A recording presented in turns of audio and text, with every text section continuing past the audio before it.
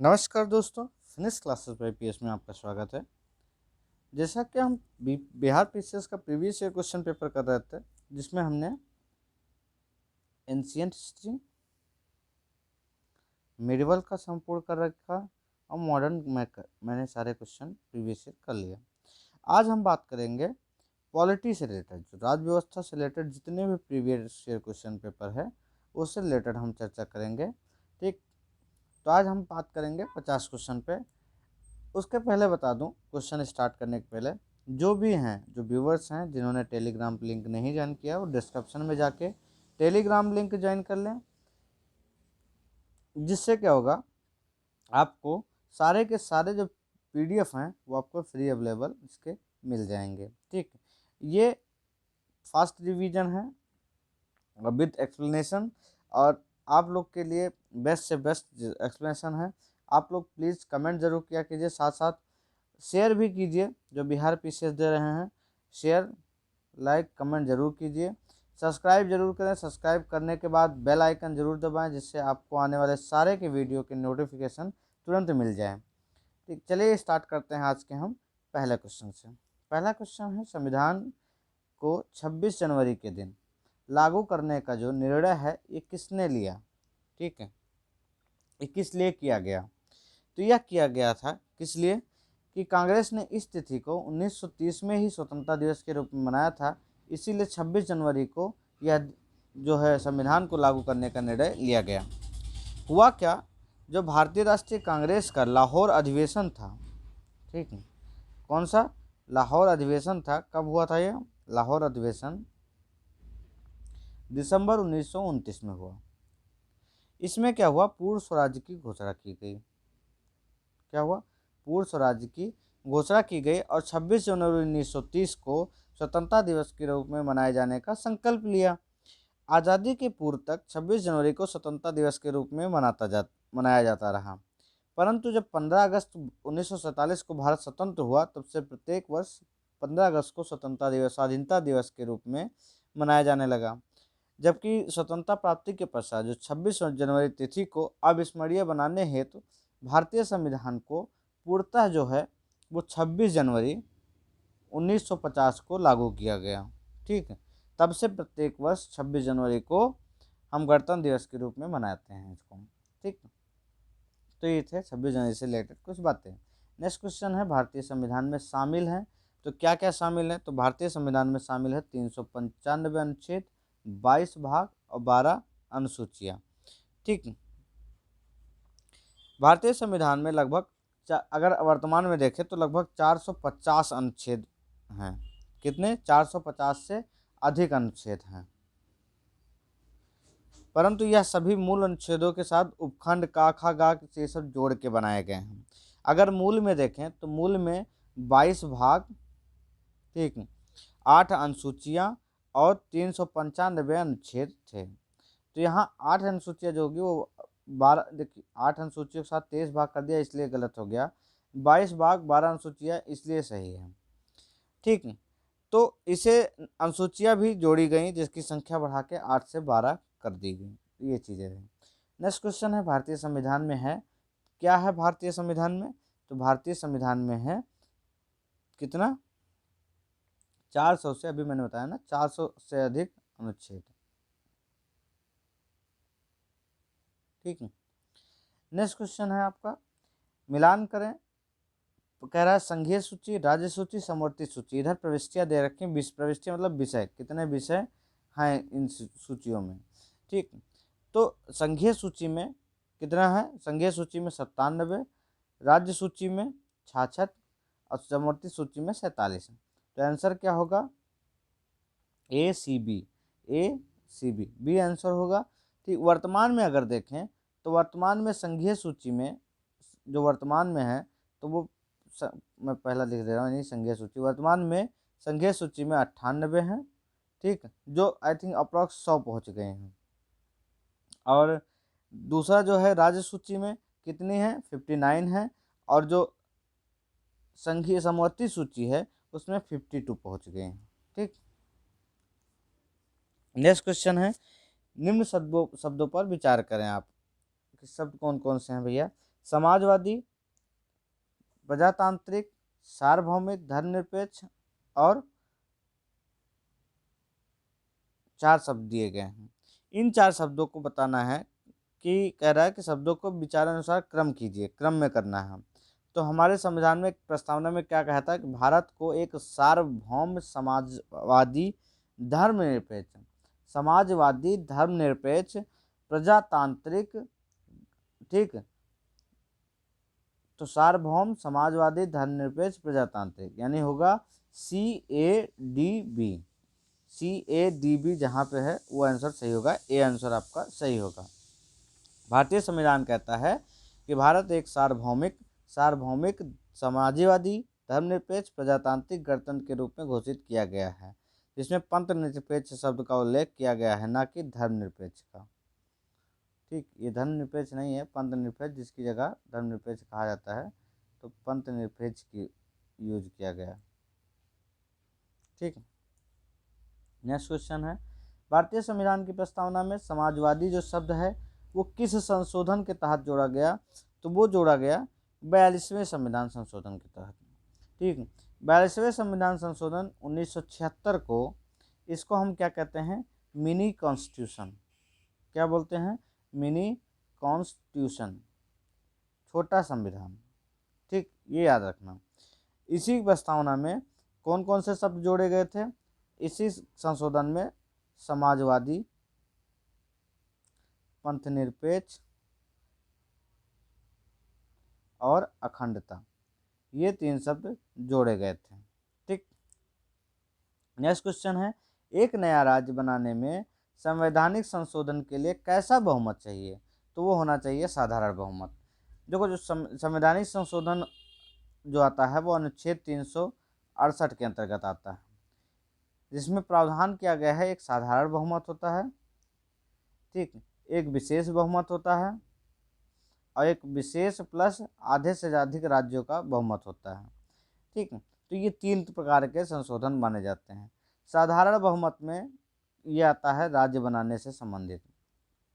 ठीक, संविधान का जो अनुच्छेद 4(2) कह रहा है कि इस प्रकार की जो विधि होगी जो राज्य बनाने की, वो अनुच्छेद 368 के प्रयोजन के लिए संविधान का संशोधन नहीं समझा जाएगा, सीधा बोल देते हैं।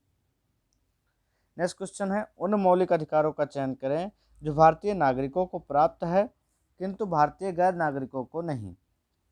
तो कौन कौन से मौलिक अधिकार हैं? तो मैं बता दूं, चलो ये तो ऑप्शन दिया हुआ है, पहले एक बार इसको देख लेते हैं। भाषण एवं अभिव्यक्ति की स्वतंत्रता, ठीक, दूसरा कह रहा है कानून के समक्ष समता, तीसरा कह रहा है अल्पसंख्यकों के अधिकार, और फिर कह रहा है जीवन और स्वतंत्रता का संरक्षण। तो कौन सा सही है? तो सही इसमें है 1 और 3, ये और 3। ठीक, अब याद करने का तरीका देख लीजिए, 19, 15, 16, 19, 29, 30, ये 5 जो हैं ये ऐसे हैं जिनका प्रयोग केवल भारतीय नागरिकों को प्राप्त है, गैर नागरिकों को नहीं, ये याद रखना। तो ये आ गया आपका 15 में, भाषण एवं व्यक्ति की स्वतंत्रता, सॉरी 19 में, 19 के 1 में, ठीक, जिसमें कहा गया है कि भाषण एवं व्यक्ति की स्वतंत्रता है। अनुच्छेद 29 में आ जाता है आपका अल्पसंख्यक का अधिकार। ठीक, अनुच्छेद 29 में अल्पसंख्यक का अधिकार आ जाता है, तो इसलिए 1 और 3 सही है। कानून के समक्ष जो समता है वो आता है आपका 14 में, और जीवन एवं स्वतंत्रता का संरक्षण वो आता है 21 में। तो ये दोनों नागरिकों को प्राप्त है, चाहे वो गैर हो, चाहे विदेशी हो, चाहे या भारतीय नागरिक हो। नेक्स्ट क्वेश्चन है, उच्चतम न्यायालय की व्यवस्था के अनुसार निजी भवन के ऊपर राष्ट्रीय झंडे का जो फहराने का काम है वो किस अनुच्छेद के तहत हर नागरिक को मौलिक अधिकार है? तो वो है अनुच्छेद 19(1) के तहत। ठीक, उच्चतम न्यायालय यह व्यवस्था करता है जो निजी भवन है उनके ऊपर राष्ट्रीय झंडे का फहराना हमारे संविधान के 19(1) के अनुसार हर नागरिक का एक मौलिक अधिकार है। नेक्स्ट क्वेश्चन है, भारतीय संविधान में संशोधन करके शिक्षा का अधिकार कब जोड़ा गया? देखो, अगर ये क्वेश्चन होता कि भारतीय संविधान में संशोधन करके शिक्षा का अधिकार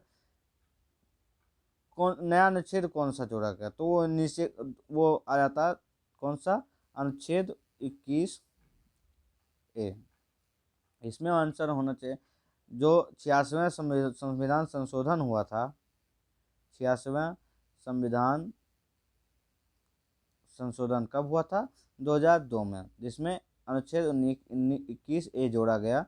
ठीक, तो ये पूछ रहा कब जोड़ा गया, तो ये जोड़ा गया 1 अप्रैल 2010 को। क्यों, जो शिक्षा का अधिकार ये पारित हो गया था, तो ये 6 से 14 वर्ष के लिए हुआ था निःशुल्क सेवा के लिए।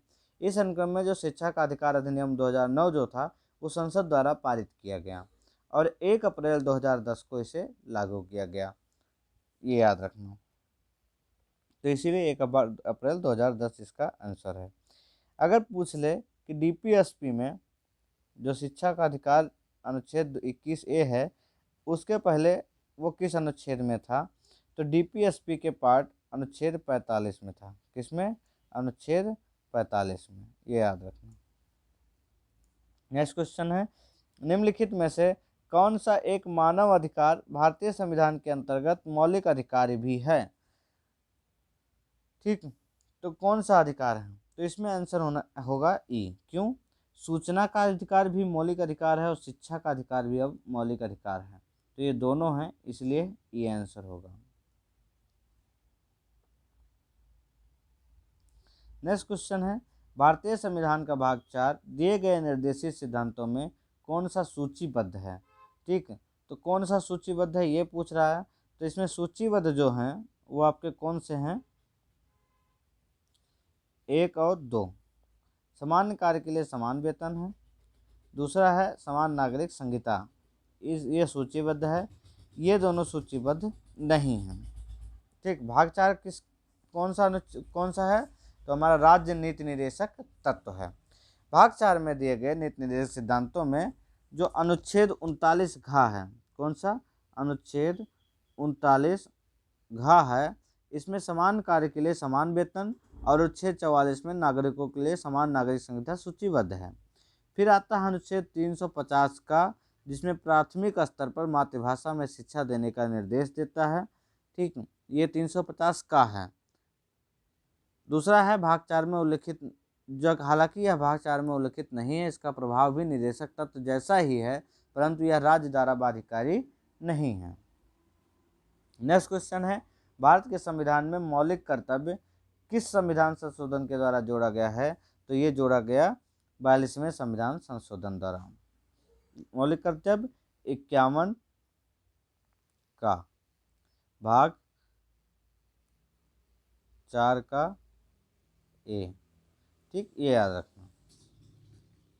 कितने मौलिक कर्तव्य हैं, अभी मूल रूप से 8 थे। ठीक, लेकिन वर्तमान में 11 मौलिक कर्तव्य हैं। नेक्स्ट क्वेश्चन है, भारत के राष्ट्रपति अपनी शक्तियों का प्रयोग करते हैं। ठीक, तो कैसे करते हैं, भारत के जो राष्ट्रपति हैं वो सीधे और अपने अधीनस्थ अधिकारियों द्वारा इसका प्रयोग करते हैं। जो राष्ट्रपति अपनी शक्तियों का प्रयोग करते हैं वो कैसे करते हैं, सीधे और अपने अधीनस्थ अधिकारियों द्वारा, ये आंसर सही होगा। भारतीय संविधान के अनुसार जो भारत का राष्ट्रपति है, भारत का राष्ट्रपति होगा किस अनुच्छेद में है, तो अनुच्छेद 52 कहता है कि भारत का एक राष्ट्रपति होगा, जिसमें संघ की कार्यपालिका शक्ति निहित होगी और इसका प्रयोग जो है वो संविधान के अनुसार स्वयं और अपने अधीनस्थ अधिकारियों द्वारा किया जाएगा, यह करेगा। तो ये किस अनुच्छेद में है, ये अनुच्छेद 53 के 1 में है। ठीक, ये याद रखना। नेक्स्ट क्वेश्चन है, यदि राष्ट्रपति, यहाँ के नहीं, यदि राष्ट्रपति उपराष्ट्रपति का या एवं उपराष्ट्रपति का पद खाली हो तो भारत के राष्ट्रपति पद पर कौन बना होता है, तो कौन बना होता है, वो बनेगा भारत का मुख्य न्यायाधीश। अनुच्छेद 65 के अनुसार, अनुच्छेद 65 के अनुसार कह रहा है कि यदि मृत्यु, त्यागपत्र या हटाए जाने की स्थिति में राष्ट्रपति का पद रिक्त होता है तो उसका स्थान पदभार ग्रहण करता है उपराष्ट्रपति। या अगर राष्ट्रपति होगा, राष्ट्रपति अगर नहीं होता है तो उपराष्ट्रपति, अगर उपराष्ट्रपति भी किन्हीं कारणों से नहीं उपस्थित है तो वो होता है फिर उच्चतम न्यायालय का मुख्य न्यायाधीश, जिसको CJI बोलते हैं। ठीक, जो समय उपलब्ध है राष्ट्रपति के कृत्यों को संपादित करेगा। यह जो चीज़ें रखा गया है, ये राष्ट्रपति उत्तराधिकार अधिनियम 1969 के अंतर्गत बताया गया है। नेक्स्ट क्वेश्चन है, श्रीमती प्रतिभा देवी पाटिल जो हैं भारतीय गणतंत्र दिवस के भारतीय गणतंत्र राष्ट्रपति के रूप में क्रम इनका क्या था? तो इनका क्रम था 13वां।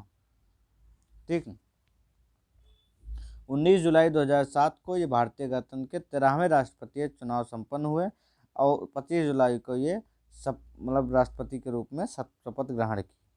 अब अगर क्वेश्चन मैं पूछूं आपसे, क्वेश्चन है कि अभी हाल ही में जो रामनाथ कोविंद जी हैं, हमारे राष्ट्रपति रामनाथ कोविंद जी, इनका कार्यकाल का क्रम क्या है? आंसर दीजिए कमेंट करके। नेक्स्ट क्वेश्चन है, एक विधेयक जो संसद में प्रस्तुत किया जाता है और कौन सी क्रिया के बाद अधिनियम बन जाता है? तो कोई भी विधेयक जब संसद में प्रस्तुत किया जाएगा और अधिनियम तब माना जाएगा जब वो राष्ट्रपति अपनी सहमति उस पर दे देता है। अनुच्छेद 111 के तहत विधेयकों पर राष्ट्रपति की अनुमति से संबंधित उपबंध दिए गए हैं। एक विधेयक जो संसद में प्रस्तुत किया जाता है वह अधिनियम तभी बन पाता है जब संसद के दोनों सदनों में पारित होने के बाद राष्ट्रपति उस पर हस्ताक्षर सहमति कर देता है।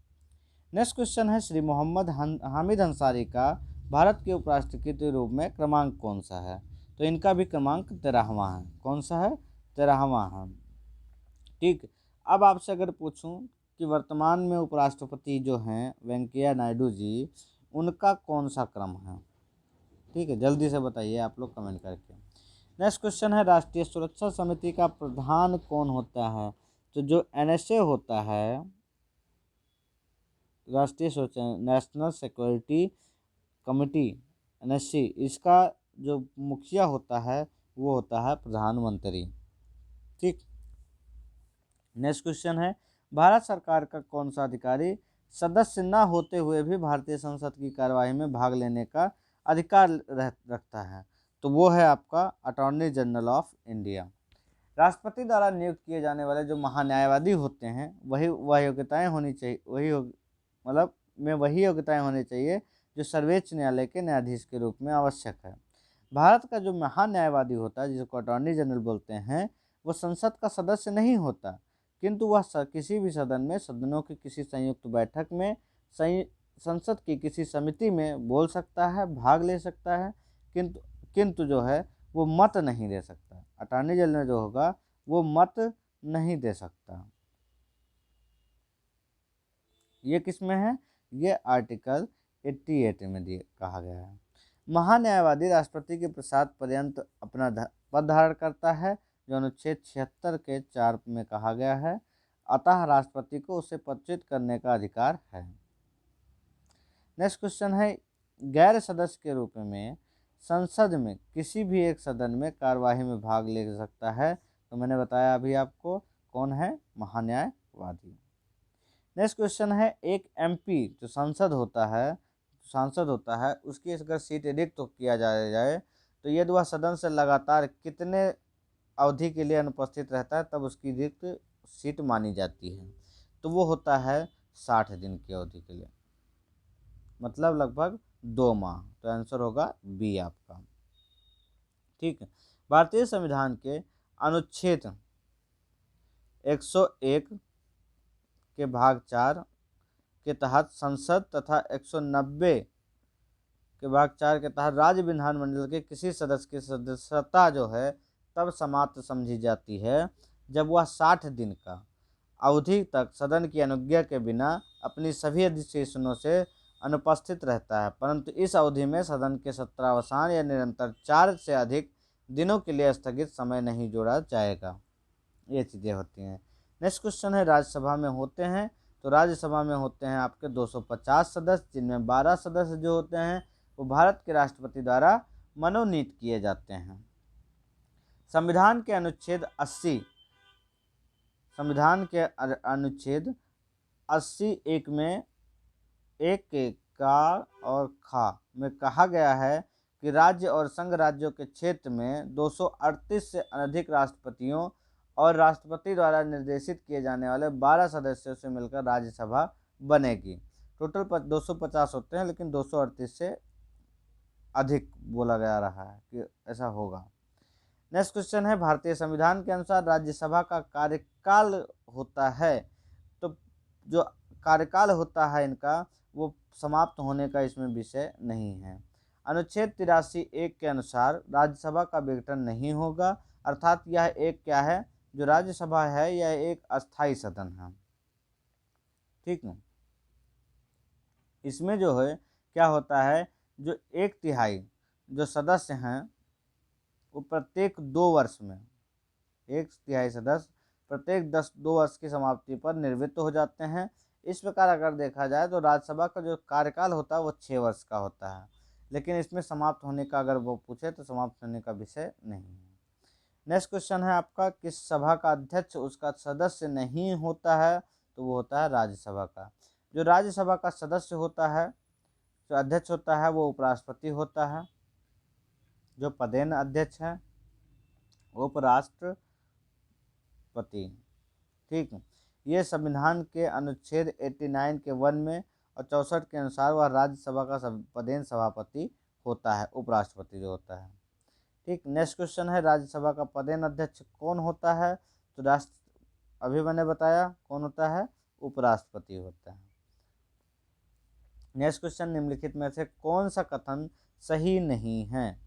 कह रहा है धन संपत्ति के मामले में राज्यसभा में शक्तिहीन है, सही नहीं पूछा है, तो कौन सा सही नहीं है, धन विधेयक की शुरुआत राज्यसभा में होती है, यही सही नहीं है। तो छेद 109(1) के अनुसार, ठीक, आर्टिकल 1091 के अनुसार कह रहा है कि जो धन विधेयक होता है वह राज्यसभा में पुनः स्थापित नहीं किया जाएगा। साथ ही अनुच्छेद 109(2) कहता है कि राज्यसभा को धन विधेयक 14 दिन की अवधि में पारित करना होगा। साथ ही राज्यसभा सिफारिशों सहित विधेयक लोकसभा को 14 दिनों में वापस करेगी। इससे ज्ञात होता है कि राज्यसभा धन संबंधी मामलों में शक्तिहीन है। नेक्स्ट क्वेश्चन है, धन विधेयक पेश किया जाता है, जो धन विधेयक है वो पेश किया जाता है केवल लोकसभा में। ठीक, नेक्स्ट क्वेश्चन है, लेखानुदान बना है। लेखानुदान बना है जो वो बजट पारित लंबित होने के कारण निधि आवंटन हेतु लेखानुदान बना हुआ है। विनियोग विधेयक पारित होने के बाद ही समेकित कोष से कोई रकम निकाली जा सकती है, किंतु यदि सरकार वित्तीय वर्ष के अंत में बदलाव लाए और नई सरकार विनियोग विधेयक तुरंत नहीं लाए या अन्य किसी कारण से विनियोग विधेयक जो है वो पारित होने के पहले ही रुपयों की आवश्यकता हो, तो अनुच्छेद 116 के तहत लोकसभा लेखानुदान पारित करके सरकार के लिए एक अग्रिम राशि मंजूरी कर सकती है।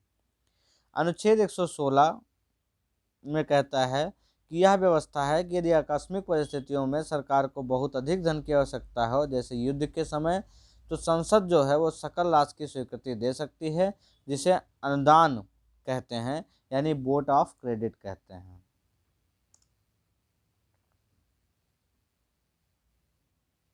ठीक, नेक्स्ट क्वेश्चन है, लोक लेखा समिति अपनी रिपोर्ट प्रस्तुत करती है, तो किसको करती है, तो ये करती है लोकसभा के स्पीकर को। लोक लेखा समिति जो होती है, जो पब्लिक अकाउंट कमेटी होती है, ये लोकसभा के स्पीकर को प्रस्तुत की जाती है। लोक लेखा समिति लोक व्ययों पर नियंत्रण रखने वाली एक सदस्यीय समिति होती है। लोक लेखा समिति में कितने सदस्य होते हैं, टोटल 22 सदस्य होते हैं, जिसमें लोकसभा से 15 और राज्यसभा से 7 होते हैं। ठीक, इसका उद्देश्य होता है लोक व्यय के दुरुपयोग एवं अनियमितताओं को सदन के समक्ष उजागर करना होता है। यह उन लोक प्राधिकारियों के विरुद्ध कार्यवाही की भी सिफारिश करती है जो व्यय के दुरुपयोग हेतु उत्तरदायी माने जाते हैं। जो समिति होती है वो नियंत्रक और महालेखा परीक्षक होते हैं, जो कैग होते हैं, उनकी रिपोर्ट को आधार मानकर लोक व्ययों का प्रतिरक्षण करती है।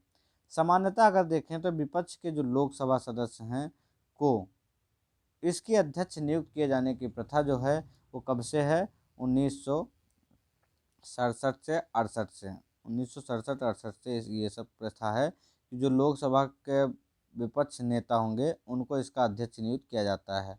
लोक लेखा समिति के अध्यक्ष की नियुक्ति लोकसभा के अध्यक्ष द्वारा की जाती है। से। नेक्स्ट क्वेश्चन है, निम्नलिखित कथनों में से कौन सा सही नहीं है। ठीक, कौन सा सही नहीं है, तो जो सी है वो आपका सही नहीं है। एक बार पढ़ लेते हैं। सर्वोच्च न्यायालय का गठन 1950 में हुआ। दूसरा कह रहा है सर्वोच्च न्यायालय के देश की उच्चतम अदालत है जिसमें अपील की जाती है। सही है। सर्वोच्च न्यायालय के कोर्ट मार्शल के साथ अन्य किसी भी उच्च न्यायालय अदालतों की सुनवाई कर सकता है। सही है।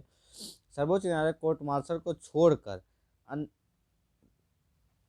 यही चीजें हैं, छोड़कर सशस्त्र सेना न्यायाधिकरण 2007 के प्रावधान के अनुसार कोर्ट मार्शल की अपील सर्वोच्च न्यायालय में की जा सकती है। तो छोड़ने का तो सवाल ही नहीं है, इसीलिए गलत है। नेक्स्ट क्वेश्चन है, राज्य सरकार का कार्यकारी अध्यक्ष और संवैधानिक प्रमुख कौन है। तो वो है आपका राज्यपाल। नेक्स्ट क्वेश्चन है, किस अनुच्छेद के अंतर्गत आते हैं ये। तो अनुच्छेद आर्टिकल 154(1) के अनुसार राज्य की जो कार्यपालिका शक्ति होती है राज्यपाल में निहित होगी, जिसका प्रयोग इस संविधान के अनुसार स्वयं या अपने अधीनस्थ अधिकारियों द्वारा करेगा। नेक्स्ट क्वेश्चन है, एक उच्च न्यायालय का न्यायाधीश अपनी त्यागपत्र संबोधित करता है तो किसको करता है। तो वो करता है राष्ट्रपति को।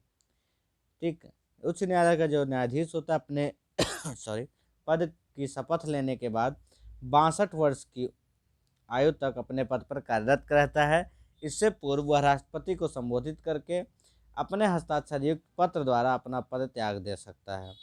217 अनुच्छेद 217(1) के अनुसार साथ ही उसे सिद्ध कदाचार या असमर्थता के आधार पर संसद के दोनों सदनों द्वारा अलग अलग अपने कुल बहुमत से जो उपस्थित एवं मतदान करने वाले सदस्य हैं उनका 2/3 कितना 2/3 द्वारा पारित प्रस्ताव से राष्ट्रपति द्वारा पदमुक्त किया जा सकता है। नेक्स्ट क्वेश्चन है, भारत में चलित न्यायालय जो है मोबाइल कोर्ट, इसका मानस पुत्र है। तो इसके मानस पुत्र कौन से हैं। Doctor APJ Abdul Kalam. 4 अगस्त 2007 को हरियाणा के जो मेवात जिले में स्थित पुन्हाना में देश की, कहाँ पे ये भी बता दूं, हरियाणा के मेवात जिले के पुन्हाना में देश की पहली जो मोबाइल अदालत थी, मोबाइल अदालत का उद्घाटन किया गया। इसका शुभारंभ भारत के तत्कालीन मुख्य न्यायाधीश KG बालकृष्णन ने किया। इसका उद्देश्य था सुदूर और बिछड़े इलाकों तक न्यायिक व्यवस्था का लाभ पहुंचाना। इस प्रकार के न्याय की जो परिकल्पना थी वो सर्वप्रथम भूतपूर्व राष्ट्रपति डॉक्टर APJ अब्दुल कलाम ने की थी। नेक्स्ट क्वेश्चन है, किस अनुच्छेद के अनुसार भारत के राष्ट्रपति द्वारा राष्ट्रीय आपातकाल की जो घोषणा है वो की जा सकती है। तो अनुच्छेद 352। 3 अनुच्छेद हैं हमारे यहाँ जो आपातकाल की सेवा है वो 352, 356 और 307।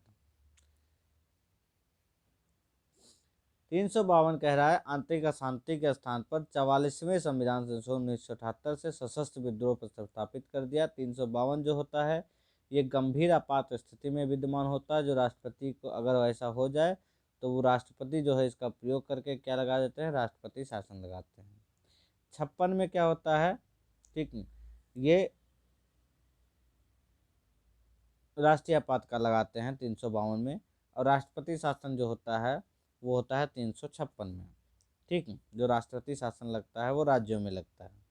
जब कोई राज्य जो है या किसी राज्य के पाल के प्रतिवेदन से या राज्य जो है अगर वो संविधान के अनुसार नहीं चल रहा है या उसकी उल्लंघना कर रहा है, संविधान के उपबंधों के अनुसार नहीं चलाया जा सकता है, तो ऐसी स्थिति में राष्ट्रपति शासन लगता है। 360 क्या है, वो वित्तीय व्यवस्था है, वित्तीय आपात की घोषणा की जाती है, जो अभी तक नहीं लगाया गया है। नेक्स्ट क्वेश्चन है, केंद्र और राज्य के व्यवस्थापिकाओं के मतदान एवं न्यूनतम सीमा की 21 वर्ष से घटाकर 18 वर्ष किया गया है। तो ये किस संविधान संशोधन में किया गया, ये किया गया 61वें संविधान संशोधन 1988 द्वारा, 1989 द्वारा। 88 होना चाहिए, 89 लिखा हुआ है तो सही यही है। 28 मार्च, लेकिन प्रभावित जो हुआ 28 मार्च 1989 से प्रभावित हुआ। जो संशोधन अधिनियम है वो 1988 है। तो बिहार पीसीएस में 89 दिया था, इसलिए सही किया गया। नवयुवकों द्वारा 18 वर्ष की आयु में मताधिकार का पहली बार प्रयोग नवंबर 1989 में किया गया, जो 9वीं लोकसभा के आम चुनाव में किया गया। कौन सी? 9वीं लोकसभा के आम चुनाव में किया गया। नेक्स्ट क्वेश्चन है, आम चुनाव में मतदान की आयु 21 वर्ष से घटाकर 18 वर्ष कर दी गई, तो कौन से संविधान संशोधन में किया गया? 61वें में। नेक्स्ट क्वेश्चन है, भारतीय संविधान की 8वीं अनुसूची में मान्य सरकारी भाषाओं की संख्या कितनी है? तो वो है आपकी 18। कितनी है? 18। सी आंसर होगा। 92 संविधान संशोधन 2003 से पूर्व जो संविधान की 8वीं अनुसूची में शामिल भाषा थी वो 18 थी। अब टोटल कितनी है? 22 है, ये ध्यान रखना, 4 बढ़ी है। नेक्स्ट क्वेश्चन है, सीडीपी और एनईएस के पुनर्गठन के लिए 1957 में एनडीसी द्वारा स्थापित समिति का नाम बताएं जिसने ग्रामीण स्थानीय सरकार की त्रिस्तरीय प्रणाली का सुझाव दिया। तो सबका पता है बलवंत राय मेहता। 1952 में जो सीडीपी होता है सामुदायिक विकास कार्यक्रम, कम्युनिटी डेवलपमेंट प्रोग्राम, ठीक, और राष्ट्रीय विस्तार योजना एनईएस, तो 1952 में सीडीपी और 1953 में प्रारंभिक जो ये विस्तार योजना है एनईएस के पुनर्गठन के लिए राष्ट्रीय विकास परिषद द्वारा बलवंत राय मेहता की समिति का गठन किया गया। 1957 में किया गया ये समिति का गठन, ठीक। इस समिति ने ग्रामीण क्षेत्रों में त्रिस्तरीय पंचायती राज की व्यवस्था की अनुशंसा की। नेक्स्ट क्वेश्चन है आपका, निम्नलिखित विशेषताओं में केंद्रीय शासन व्यवस्था के लिए कौन सी सही नहीं है? तो इसमें पूछ रहा है कौन सा सही नहीं है। तो बड़े देशों के लिए आदर्श ये सही नहीं है, त्वरित निर्णय सही है, लचीलापन सही है, कानून की एकरूपता सही है, लेकिन सी जो बड़े देशों के लिए आदर्श ये सही नहीं है। नेक्स्ट क्वेश्चन है आपका, विकेंद्रीकरण प्रणाली की सिफारिश किसने की? तो विकेंद्रीकरण जो प्रणाली की सिफारिश है वो किया था बलवंत राय मेहता ने। सर्वप्रथम बलवंत राय मेहता ने नवंबर 1957 में पंचायती राज व्यवस्था से लेकर अपनी सिफारिश प्रस्तुत की, जिसमें उन्होंने प्रजातांत्रिक विकेंद्रीकरण की सिफारिश की और इसके अनुसार 3 स्तरों पर पंचायती राज संस्थाओं का गठन होना था, जिला स्तर, ब्लॉक स्तर और ग्राम स्तर पर, ठीक। नेक्स्ट क्वेश्चन है, अशोक मेहता समिति ने निम्नलिखित में से सिफारिश की थी, किसकी की थी? तो उन्होंने किया था कि पंचायती राज की 2 स्तरीय सरकार होनी चाहिए। बलवंत राय मेहता ने 3 स्तरीय किया था, इन्होंने 2 स्तरीय की बात की थी।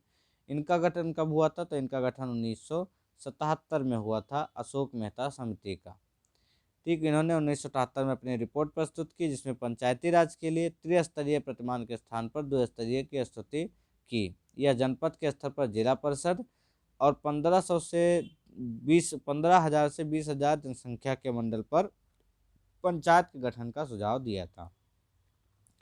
ब्लॉक स्तर पर पंचायत समिति है, तो ब्लॉक स्तर पर जो पंचायत समिति होती है वो प्रशासनिक प्राधिकरण के अंतर्गत आती है। नेक्स्ट क्वेश्चन है, भारत में ब्लॉक स्तर पर बनी पंचायत समिति है वो केवल है, तो वो केवल क्या होती है? वो होती है केवल प्रशासनिक प्राधिकारी। नेक्स्ट क्वेश्चन है आपका, 14 अगस्त 2007 को संसद द्वारा भारतीय संविधान के उपरांत अब अनुसूचित जाति की सूची में जातियों की संख्या कितनी है? तो वो है 1206। 14 अगस्त 2007, ठीक। इसके द्वारा भारतीय संविधान के बाद अनुसूचित जाति की सूची में अनुसूचित जातियों की संख्या जो थी वो 1206 हो गई। नेक्स्ट क्वेश्चन है, निम्नलिखित में से कौन संयुक्त राष्ट्र की सुरक्षा परिषद का स्थायी सदस्य नहीं है? तो कौन सा स्थायी सदस्य नहीं है? तो ये है जर्मनी।